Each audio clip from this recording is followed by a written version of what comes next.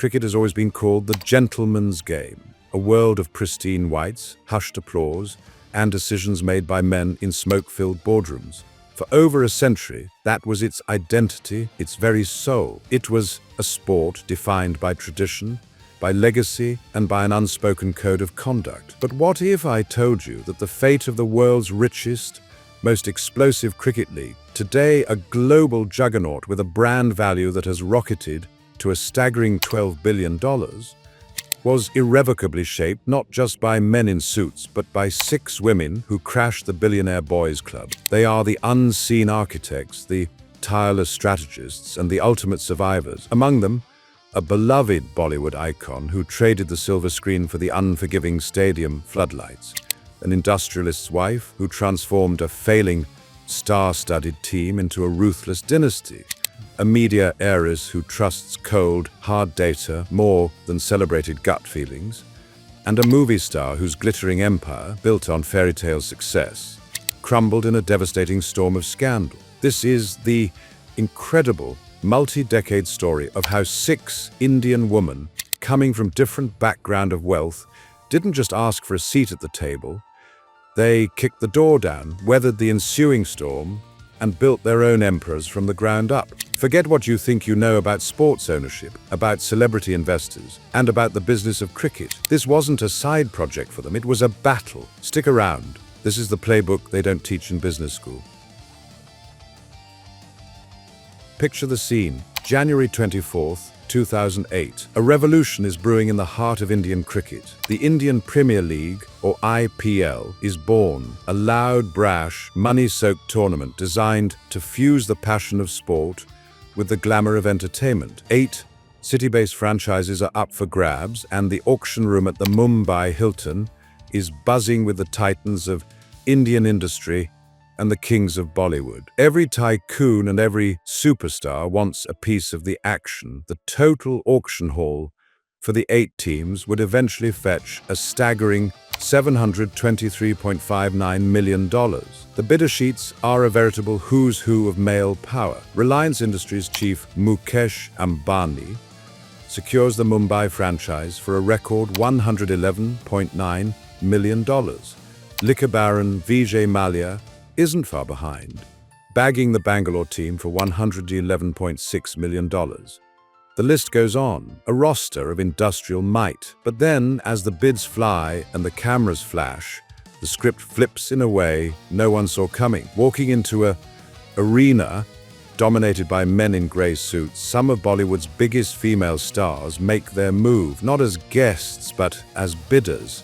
Preeti Zinta, an actress fresh off a string of blockbuster films, partners with industrialist Ness Wadia, writing a personal check as part of a $76 million bid for the Mohali franchise. Then there's Juhi Chawla, who joins forces with her husband Jay Mehta and her longtime co-star, the legendary Shah Rukh Khan, to secure the Kolkata Knight Riders for $75.09 million. The reaction is immediate, and the headlines are merciless. Bollywood buys cricket. The implication is clear, and it isn't subtle. They are seen as decorative figures, celebrity mascots brought in to add a touch of glamour to the pre-game show and the after-parties. The narrative is set. The men would run the teams, and the women would be the pretty faces. At the player auction, photographers clamored for pictures of the actresses, often framing the male owners as the serious bidders. Most people assumed they were there for the photo ops, to sprinkle some stardust on a serious business venture. They were profoundly, demonstrably wrong. This wasn't a vanity project, it was an invasion, and it was just the beginning. At number 6 is the cautionary tale of Shilpa Shetty. A year after the IPL's explosive launch, another Bollywood superstar entered the arena. In 2009, Shilpa Shetty, along with her then-partner and future husband, Raj Kundra, bought an 11.7% stake in the Rajasthan Royals for about $16.8 million. The team was the ultimate underdog, the surprise champions of the inaugural 2008 season, led by the legendary Australian spinner Shane Warne, who served as both captain and coach. They had triumphed against all odds with the league's least expensive squad, crafting a true fairy tale narrative. Shilpa, with her immense popularity and high-wattage glamour, seemed like the perfect fit to amplify this underdog brand. She called it a strategic business investment, and her presence immediately globalized the team's appeal, making them one of the most watched and talked about franchises in the league. The valuation of the team soared, and it looked like another story of celebrity acumen translating into business success. But in the high-stakes, high-pressure world of the IPL, not every story has a fairy tale ending. Glamour, it turns out, is no shield against financial ruin or career-ending scandal. In 2013, the league was rocked by a devastating spot-fixing and betting controversy. The investigation, which initially focused on a few players from the Rajasthan Royals, soon spiraled. The real shock came when the trail led directly to Shilpa's husband and co-owner, Raj Kundra. Delhi police questioned him for hours, alleging he was involved in illegal betting, including on his own team's matches. The fallout was catastrophic. Kundra eventually confessed to placing bets through a bookie. The Supreme Court of India's appointed committee found him guilty of conduct that brought the game and the league into disrepute. As a direct consequence, the Rajasthan Royals were suspended from the IPL for 2 years. The fairy tale was over, mired in controversy, with the team's reputation in tatters. A devastated Shilpa was forced to sell her stake in 2015. Her dream of building a global underdog brand had ended in a public nightmare, a brutal reminder that in the IPL, the fall can be just as swift and spectacular as the rise. At number 5 is the trailblazer cut-short story of Gayatri Reddy. While the Bollywood stars were making headlines, another woman was quietly making history in Hyderabad.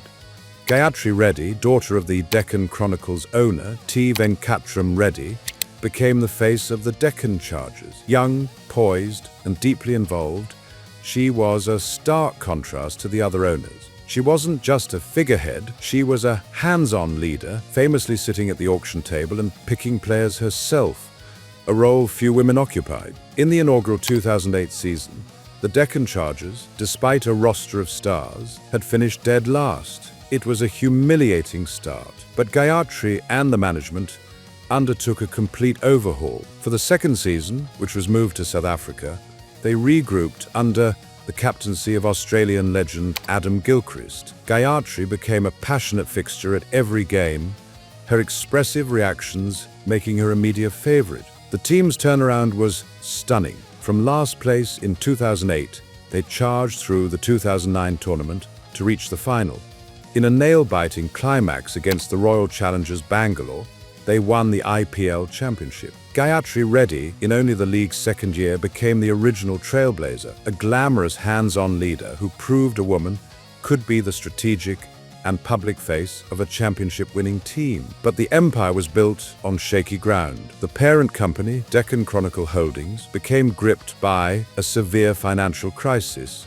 Soon, the franchise was failing to pay its players, a cardinal sin in professional sports. The situation became untenable. Despite a last-ditch effort to sell the team, the Board of Control for Cricket in India, BCCI, terminated the Deccan Chargers franchise in October 2012, citing breaches of contract. The journey came to an abrupt and dramatic end. Gayatri's pioneering role as a front woman in the league was cut short, not by a lack of vision or passion, but by the financial collapse of the world around her. At number 4 is the story of Preeti Zinta, who arguably became the heart of the game. Of all the women who stepped into the IPL arena in 2008, none embodied the raw, unbridled passion of ownership more than Preeti Zinta.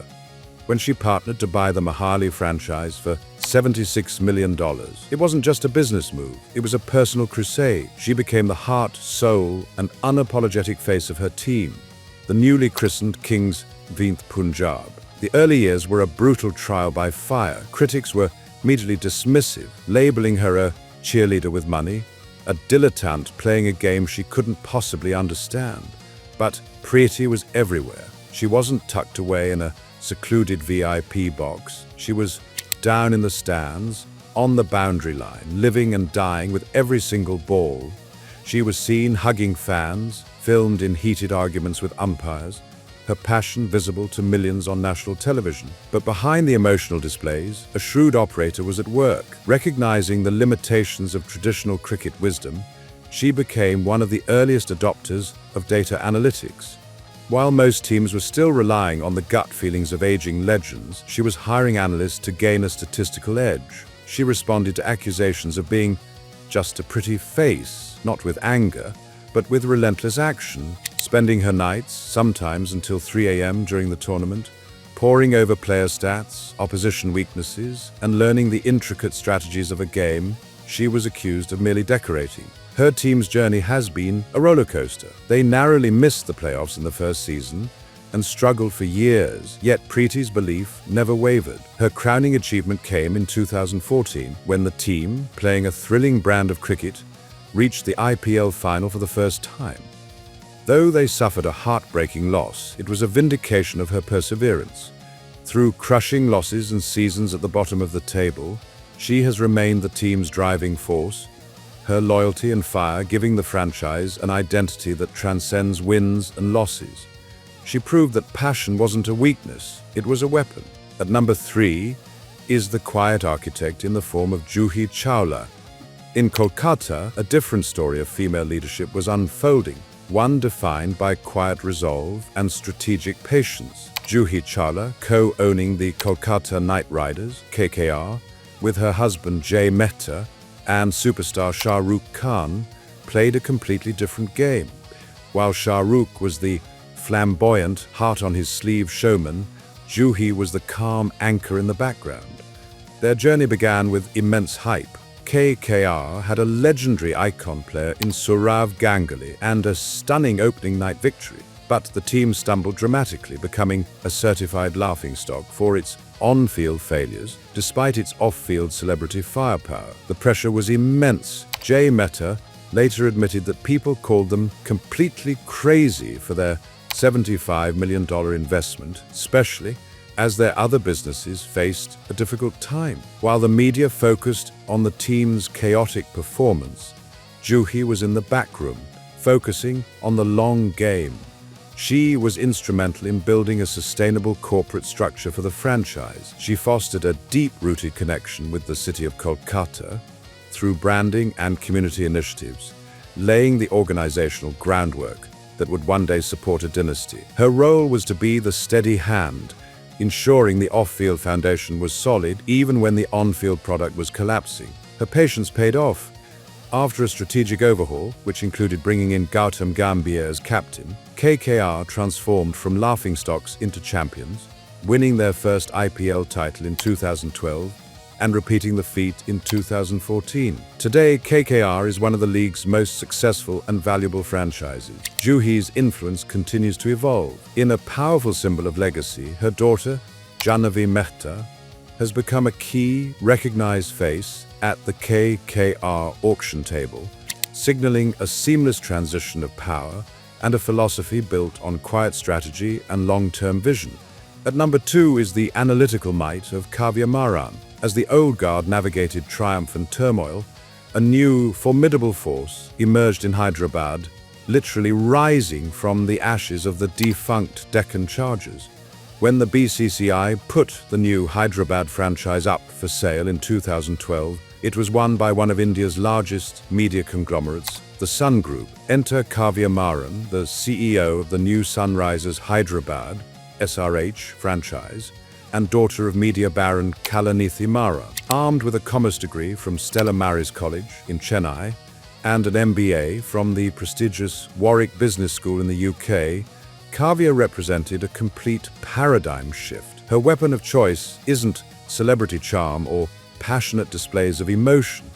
It's cold, hard, unassailable data. She represents a new generation of ownership, analytical, prepared, and unsentimental. While other owners at the high-pressure auction table rely on instinct and the chase for famous names, Kavya is famously stoic. Armed with spreadsheets and deep analysis, she built a sophisticated in-house analytics unit to spot undervalued assets and future stars like the raw, lightning-fast bowler Umran Malik, a player of immense potential but little recognition. She builds her team not like a fantasy lineup, but like a meticulously balanced investment portfolio. She chases specific roles and value propositions that fit her quantitative models. Initially, fans and commentators were perplexed by her seemingly emotionless, data-driven presence, but the results began to speak for themselves. Sunrisers Hyderabad won the championship in 2016 and became a model of consistency, a perennial playoff contender. In 2024, her team's aggressive, data-led strategies saw their brand value soar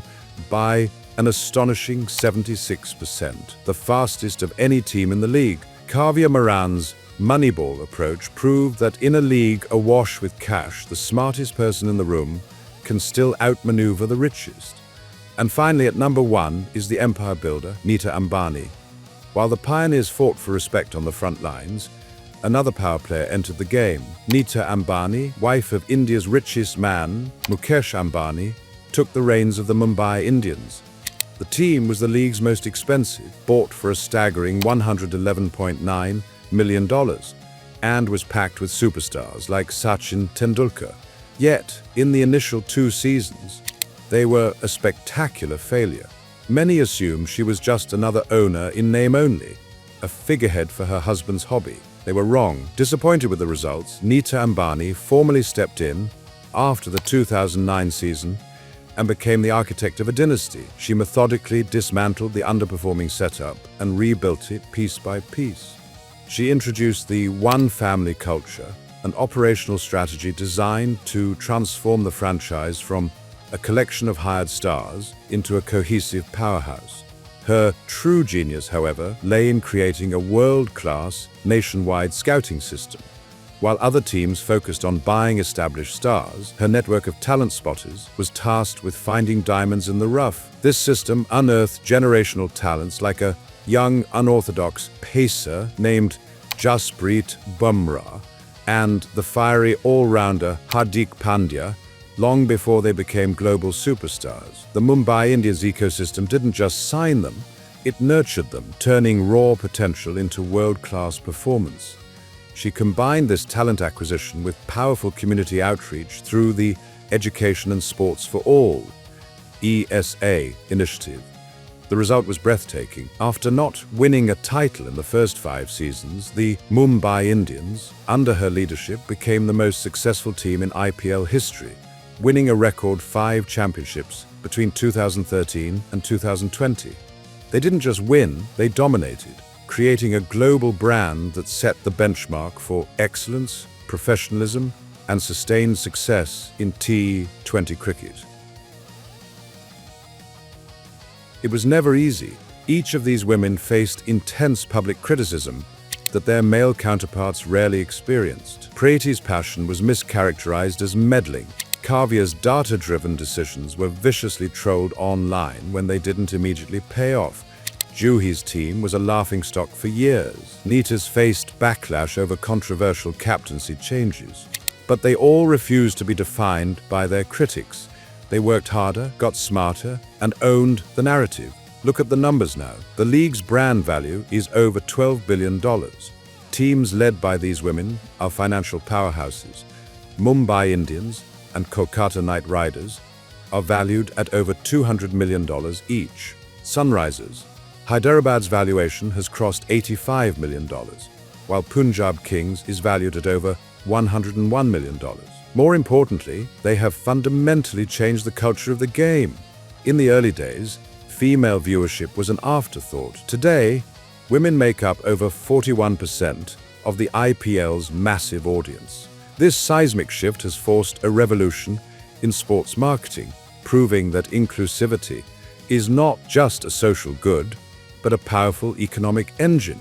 When a young girl in Mumbai, Hyderabad, or Punjab sees a woman in the owner's box, calling the shots at the auction table, or lifting the championship trophy, the message is powerful. This seat is for you too. They weren't just tokens or celebrity mascots. They were door openers. They stared down the critics, survived the scandals, and normalized female authority in the most hyper-masculine of arenas.